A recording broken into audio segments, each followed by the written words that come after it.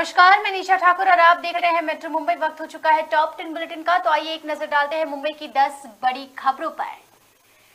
मुख्यमंत्री एकनाथ शिंदे के समर्थन में आज सड़कों पर रिक्शा चालक उतरे हुए थे। रिक्शा चालकों ने साफ कहा कि महाराष्ट्र का हर एक मुख्यमंत्री रिक्शा चालक है। जी हाँ, मैं रिक्शा चालक हूँ और मैं मुख्यमंत्री हूँ। देखिए रिपोर्ट।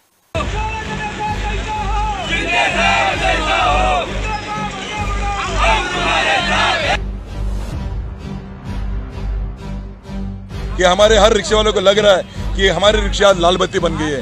आज एक रिक्शे वाला महाराष्ट्र का मुख्यमंत्री बना है, महाराष्ट्र का राजा बना है। रिक्शा वाला आदमी नहीं है क्या?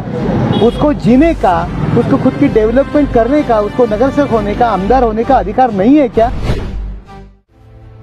ठाणे का रिक्शा चालक बना महाराष्ट्र का मुख्यमंत्री।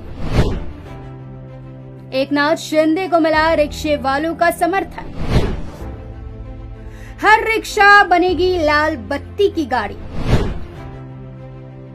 एकनाथ शिंदे एक मामूली रिक्शा चालक आज महाराष्ट्र के सत्ता का केंद्र बिंदु बन गया है। महाराष्ट्र के मुख्यमंत्री की कुर्सी पर बैठा हुआ है। ठाणे जिले में ऑटो रिक्शा चालकों ने राज्य के नए मुख्यमंत्री के प्रति अपना समर्थन देने के लिए गुरुवार को नगर निकाय मुख्यालय के सामने एकनाथ शिंदे का बैनर लगाया। आज एकनाथ शिंदे अपने मुख्यमंत्री के कुर्सी पर बैठे और उनके समर्थन में बाहर रिक्शे वालों की भीड़ लग गई। उनके समर्थन में शिवसेना सुप्रीमो और पूर्व मुख्यमंत्री उद्धव ठाकरे द्वारा शिंदे के शुरुआती दिनों के बारे में की गई एक टिप्पणी के मद्देनजर आया, जब उन्होंने कथित तौर पर 3 पहिया वाहन चलाया था और उसके लिए एकनाथ शिंदे को ताने दिए गए थे कि रिक्शा वाला राज्य क्या चलाएगा, रिक्शे में ब्रेक ही नहीं है। तो अब इसी को लेकर जगह जगह बैनर लगा दिया गया है कि हाँ, हमें गर्व है, हमारा रिक्शा वाला मुख्यमंत्री बना। मराठी में बैनर पढ़ा गया है, आप ये बैनर देख सकते हैं। ठाणे नगर निगम मुख्यालय के सामने बैनर लगाया गया था, जिसमें लगभग 100 ऑटो चालक एक सभा में भाग ले रहे थे। ड्राइवरों ने भी अपने ऑटो पर स्लोगन लगाए। वहीं ठाणे के महापौर नरेश महस्के ने भी ये साफ किया कि ये सरकार गरीबों की सरकार है और इस राज्य का विकास होगा। आज शिंदे ठाणे के थानेदार है। शिवसेना के 67 में से 66 नगर सेवक शिंदे गुट में शामिल हो चुके हैं। यानी ये साफ है कि शिवसेना ठाणे में खत्म हो चुकी है। हालांकि महस्के ने यह भी कहा कि वो शिवसेना की तरफ से ही चुनाव लड़ेंगे और वो अभी भी शिवसेना में ही है। रिक्शा वाले खुश हैं। अब हर रिक्शे वाले को एकनाथ शिंदे पर गर्व है, लेकिन उम्मीदें भी है। एकनाथ शिंदे के सामने बहुत बड़ी चुनौती है कि वे कैसे इनकी उम्मीदों पर खड़े उतरेंगे। महाराष्ट्र की सत्ता तो अब एकनाथ शिंदे के हाथ में है, लेकिन कहीं न कहीं इसका रिमोट भाजपा के पास है। मेट्रो मुंबई के लिए विशाल जायसवाल के साथ निशा ठाकुर की रिपोर्ट। तो मुख्यमंत्री एकनाथ शिंदे ने आज अपना कार्यभार संभाला। उप मुख्यमंत्री देवेंद्र फडणवीस ने खुद शिंदे को मुख्यमंत्री की कुर्सी पर बिठाया। महाराष्ट्र के नए सीएम एकनाथ शिंदे ने औपचारिक रूप से सीएम ऑफिस पहुंचकर गुरुवार यानी आज अपना पदभार संभाला। इस दौरान डिप्टी सीएम देवेंद्र फडणवीस भी मौजूद थे। सभी ने नए सीएम एकनाथ शिंदे का अभिनंदन किया। पदभार संभालने के साथ ही एकनाथ शिंदे ने सीएम ऑफिस में बाला साहेब की तस्वीर भी लगवाई। वहीं सीएम ने पदभार संभालते ही सांगली में 2 दिन पहले हुए सड़क दुर्घटना में घायल सभी वारकरियों का तत्काल इलाज करने और जरूरत पड़ने निजी अस्पताल में भर्ती करने के निर्देश मरीज के जिला चिकित्सा अधिकारी को दिए। बता दें कि शिवसेना से बगावत कर लंबे संघर्ष के बाद एकनाथ शिंदे सीएम और देवेंद्र फडणवीस डिप्टी सीएम बने। एकनाथ शिंदे सभी के दिलों पर राज करते नजर आ रहे हैं। एकनाथ शिंदे गरीबों के मुख्यमंत्री बने जा रहे हैं और 24 घंटे जनता के लिए उपलब्ध भी। उद्धव ठाकरे की सरकार गिरने के बाद एकनाथ शिंदे ने सीएम का पद संभाला। नई सरकार के गठन के बाद भी महाराष्ट्र में सियासी गलियारों में अभी उथल पुथल शुरू हो गई। दावा है कि शिवसेना के 40 विधायकों के बागी होने के बाद अब पार्टी के 12 सांसद मुख्यमंत्री एकनाथ शिंदे गुट में शामिल होने की तैयारी कर रहे हैं। ये दावा किसी और ने नहीं बल्कि शिवसेना के पूर्व मंत्री और शिंदे गुट में शामिल होने वाले विधायक गुलाबराव पाटिल ने किया। विधायक गुलाबराव पाटिल का ऐसा दावा ऐसे वक्त सामने आया है जब दक्षिण मध्य मुंबई से शिवसेना सांसद राहुल शेवाले राष्ट्रपति चुनाव में एनडीए की उम्मीदवार द्रौपदी मुर्मू के पक्ष में मतदान के लिए उद्धव ठाकरे को पत्र लिखा। मीडिया रिपोर्ट्स के मुताबिक मुख्यमंत्री एकनाथ शिंदे ने पदभार संभालते ही सांगली में 2 दिन पहले हुए सड़क दुर्घटना में घायल हुए सभी वारकरियों का तत्काल इलाज करने और जरूरत पड़ने पर निजी अस्पताल में भर्ती करने का जिला प्रशासनों को निर्देश दिया है।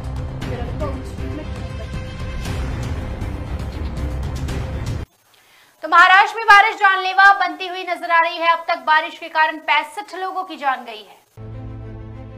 भारी बारिश के बाद महाराष्ट्र का हाल बुरा हो गया है। राजधानी मुंबई समेत कई इलाकों में बारिश के बाद बाढ़ जैसी स्थिति है। मुंबई में पिछले 3 दिनों से लगातार भारी बारिश हो रही है। निचले इलाकों में पानी भरने से लोगों को परेशानी का सामना करना पड़ा है। भारत मौसम विभाग ने मुंबई और उपनगरों में आज भी मध्य से भारी बारिश और कुछ स्थानों पर भारी बारिश होने का अनुमान जताया था। राज्य में लगभग 4,500 लोगों को संवेदनशील क्षेत्रों से निकालकर सुरक्षित स्थानों पर स्थानांतरित कर दिया है और अगले 2 दिनों के लिए ऑरेंज अलर्ट जारी कर दिया गया है। 1 जून से अब तक राज्य भर में बारिश से 65 लोगों की मौत हुई है, वहीं 57 घायल हो चुके हैं। मुंबई में लगातार बारिश के कारण हिंदमाता, दादर, सायन और अंधेरी के कई निचले इलाकों में पानी भर गया, जिससे पैदल चलने वालों को दिक्कत हुई और वाहनों को भी आने जाने में मुश्किल हो रही है। मुंबई और इसके आसपास के इलाके में भारी बारिश के कारण रेलवे पटरियों समेत कई जगहों पर पानी भर गया, जिससे ट्रेन सेवाओं में देरी हुई। साथ ही सड़कों पर वाहनों की आवाजाही भी प्रभावित हुई थी।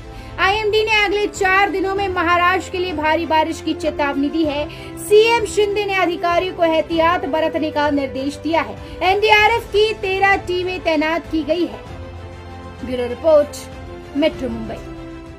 तो बकरीद आ रही है और ऐसे में बकरों की सिक्योरिटी तो हाईटेक कर दी गई है, लेकिन बकरा व्यापारियों की हालत खराब है।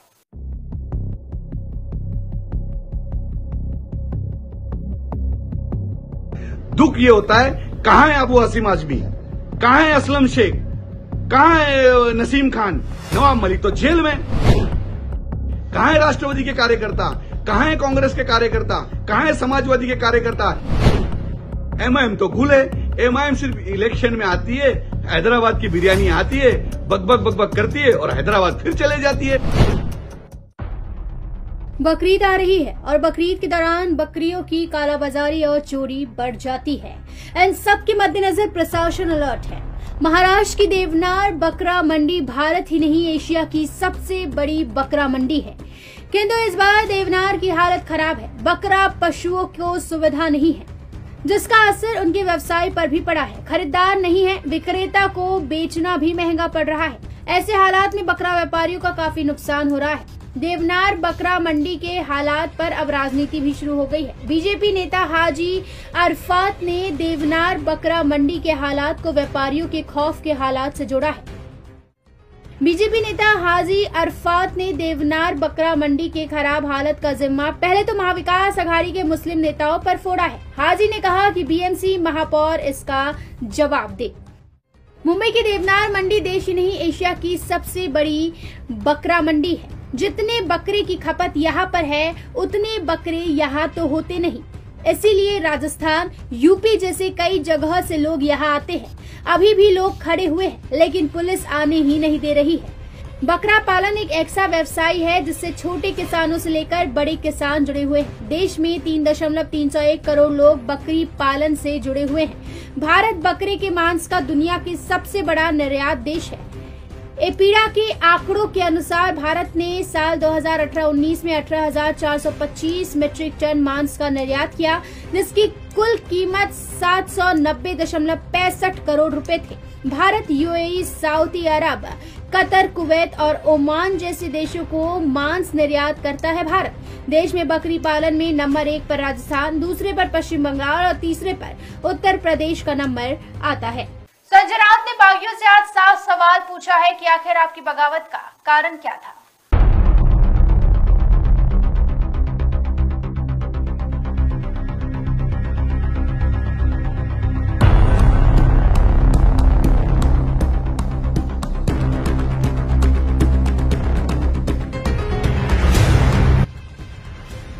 प्रशासन की लापरवाही, युवक ने जान गंवाई। गड्ढे के कारण थाने में युवक की मौत। आखिर कितने लोगों की जान लेंगे ये गड्ढे? पिछले 2 दिनों से मुंबई और ठाणे में लगातार बारिश हो रही है। मुंबई में बारिश को दस्तक दिए अभी ज्यादा दिन नहीं हुए हैं। कहा जा सकता है कि बारिश तो अभी शुरू ही हुई है, लेकिन सड़कें अभी से जवाब देने लगी है। इस बाइक का ड्राइवर मोहनीश खान ठाणे में अकेला रहता था। रोजाना की तरह रोजी रोटी कमाने के लिए भारी बारिश में ठाणे से मुंबई आ रहा था, लेकिन बीच रास्ते में काल बनकर एक गड्ढा उसका इंतजार कर रहा था। मंगलवार करीब सुबह 11 बजे मोहनीश अपनी बाइक से मुंबई की तरफ जा रहे थे। ऐसे दौरान बीच सड़क पर बने गड्ढे में फंसकर गिर गए। तभी पीछे से आ रही एसटी बस उसके ऊपर चढ़ गई। इस हादसे में मोहनीश की घटना स्थल पर ही दर्दनाक मौत हो गई। पुलिस अब इसे एक हादसा मानकर जांच कर रही है। माना जा रहा है कि बारिश के चलते बीच सड़क में मौजूद गड्ढे में पानी भर गया था और इस वजह से बाइक सवार को वह नहीं दिखा। ठाणे को मुंबई से जोड़ने वाले इस घोड़बंदर रोड से रोजाना लाखों वाहन गुजरती है। लाखों लोगों की जिंदगी के लिए ये गड्ढे जानलेवा है। इतने महत्वपूर्ण रास्ते पर आपको 10 मीटर के अंदर ही 10 बड़े गड्ढे मिल जाएंगे। प्रशासन को इससे कुछ फर्क नहीं पड़ता। वो तो बस सत्ता की मलाई खाएंगे और आम जनता अपनी जान को हथेली पर रखकर रोजाना इसी तरह इसी खतरनाक रास्तों पर चलेंगे। ये गड्ढे और क्या खेल दिखाएंगे? अभी तो बारिश शुरू हुई है। प्रशासन कब जागेगी ये मालूम नहीं। Bureau report, metro Mumbai. तो मुंबई पुलिस के हाथ आज एक बड़ी कामयाबी लगी है, जहां तस्करों को गिरफ्तार किया गया है जो गौमांस की तस्करी कर रहे थे। महाराष्ट्र में गौमांस बिक्री पर रोक है, लेकिन फिर भी कुछ लोग अवैध तरीके से गौमांस मंगवाकर बेच खरीद कर रहे हैं। ऐसा ही एक मामला गोवंडी के शिवाजी नगर से सामने आया है, जहां बजरंग दल के कार्यकर्ताओं ने अवैध गौमांस ले जा रहे ट्रक और अन्य वाहन को पकड़कर पुलिस के पास जमा कराया। बजरंग दल के नेताओं ने इस ट्रक को पशु कल्याण दफ्तर के सरकारी अफसर की मदद से पकड़ा। वहीं हमारे रिपोर्टर विनोद कामले ने अवैध गौमांस पकड़ने वाले बजरंग दल के नेता सिद्धि विनायक चौहान से मामले को लेकर विस्तार में जानकारी दी है। पहले तो ये बात है कि गौ रक्षा का कायदा लागू हुआ है, लेकिन कुछ विषय में या शिवाजी नगर या ये जो मुंब्रा ये साइड सब जो विषय है वहाँ पे ये इसका अमल बजावनी नहीं हो रहा है। तो कभी कभी कुछ प्राणी प्रेमी और हमारे बजरंग दल भाइयों को रोड पे उतर के ये सब काम करना पड़ रहा है। बाद में ये गाड़ी पकड़ के पुलिस के साथ में अभी कायदा बनाए तो कायदा हाथ में नहीं लेते वो बजरंग दल वाले, और कायदे के हिसाब से उसको गाड़ी ला के पुलिस स्टेशन में जमा करके उसका जो कार्रवाई होती है मतलब FIR वगैरह जो है गाड़ी डंपिंग में डिस्पैच करना ये सब विषय होता है और ये रुकना चाहिए। अगर कायदा होता है तो इसमें बाकी के सब इन्वॉल्व होकर या पुलिस स्टेशन से भी सहकार्य करके ये लोग जो अभी गौमांस का जो विषय हो रहा है ये सब रुकना चाहिए और आगे ऐसा ना हो, शिवाजी नगर में ऐसा ना हो ये मैं चाहता हूँ। अगर ऐसा कुछ होता है तो इसके लिए बजरंग दल हमेशा सतर्क रहेगा और जो कुछ करने वाले लोग हैं उनके ऊपर कार्रवाई करेंगे। इसके अलावा मेट्रो मुंबई ने पशु कल्याण दफ्तर के सरकारी अधिकारी यतिनंद्र जैन से भी मामले को लेकर बातचीत की है। कल दोपहर को हमारी ACP साहब से ये बात के ऊपर चर्चा हुई थी कि देवनार में बहुत बड़े पैमाने पे यहाँ का एक व्यापारी है जिसका नाम है साजिद फरीद कुरैशी। वो बहुत बड़े पैमाने पे यहाँ पे गाय मांस ला रहा है और बेकायदेशीर उसकी बिक्री कर रहा है। तो ये मालूमात, ये जानकारी मिलते हमने तुरंत ACP साहब को सब सारी डिटेल में बताई और इन्होंने कल दोपहर को ही आदेश दे दिया था कि कोई भी अगर मेरे जोन के अंदर ऐसा कोई कृत्य करता है तो उसके ऊपर तत्काल कार्रवाई की जाए। आपको मैं बताना चाहूँगा 4 मार्च 2015 से पूरे महाराष्ट्र में संपूर्ण गोवंश हत्याबंदी का कायदा पारित हुआ है। उसके बाद भी पिछले कई वर्षों से अनेक यहाँ पे गुने दाखिल हुए हैं जिसके अंदर काफ़ी बड़े पैमाने पे गायों का मांस मिला है। बकरा ईद नज़दीक देखते हुए लॉ एंड ऑर्डर का कहीं इशू ना हो उसके लिए जगह जगह पे नाकाबंदियाँ लगाई गई है। अब हमारे पास जो जानकारी थी वो जानकारी के आधार के ऊपर हमने सब सारी बातें ACP साहब को बताई। ACP साहब ने टीम तैयार करी। ये गाड़ी शिवाजी नगर पुलिस स्टेशन के हद में एक साजिद फरीद कुरैशी नाम का बंदा है उसके यहाँ पे खाली होने वाली थी। ये गाड़ी मालेगांव से शफीक टाटा ने भर के दी है। वहाँ पे बेकायदेशीर गायों का कत्ल करके उसकी बेकायदेशीर वाहतुक करके ये गाड़ी को यहाँ तक लाया गया है और वो वहाँ पे गाड़ी खाली कर रहा था। उसको वहाँ पे कई चाउल लग गई कि यहाँ पे कोई पुलिस वाले यहाँ पे रेड करने की तैयारी में है, फिराद में है। तो उससे वो गाड़ी वहाँ से भगा दी। उससे वो गाड़ी भगा के टाटा नगर क्षेत्र के अंदर देवनार पुलिस स्टेशन की हद के अंदर दूसरे छोटे छोटे वाहनों के अंदर वो गाड़ी के अंदर भरा हुआ गायों का मांस ट्रांसफ़र करके दुकानों में पहुंचाने का कार्य कर रहा था। तो ये इन्फॉर्मेशन, ये खबर हमें लगते ही हमने तुरंत देवनार के पीआई से संपर्क किया और देवनार के सीनियर पुलिस इंस्पेक्टर ने टीम तुरंत वहाँ पे हमारे साथ भेजी।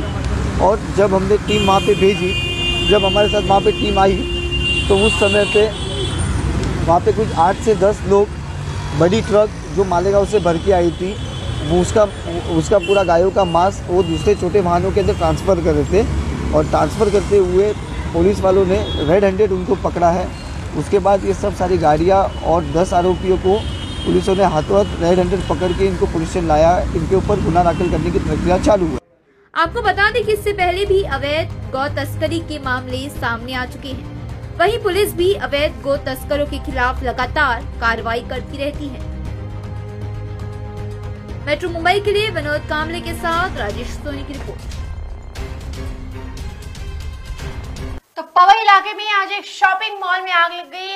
लाखों का सामान जलकर खाक हो गया। मुंबई के पवई इलाके में एक शॉपिंग मॉल में आज आग लग गई। पता चला है कि पवई के हीरा नंदानी स्थित हिक्को पैलेस शॉपिंग मॉल में आग लगी है।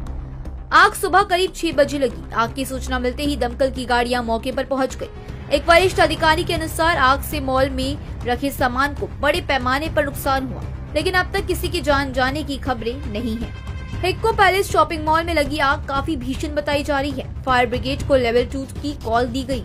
आग की सूचना मिलने के बाद दमकल की 20 गाड़ियां मौके पर पहुंची थी। कड़ी मशक्कत के बाद दमकल विभाग ने आग पर काबू पा लिया। मुंबई में कल रात से लगातार बारिश हो रही है, जिसके कारण कई निचले इलाकों में पानी भर गया।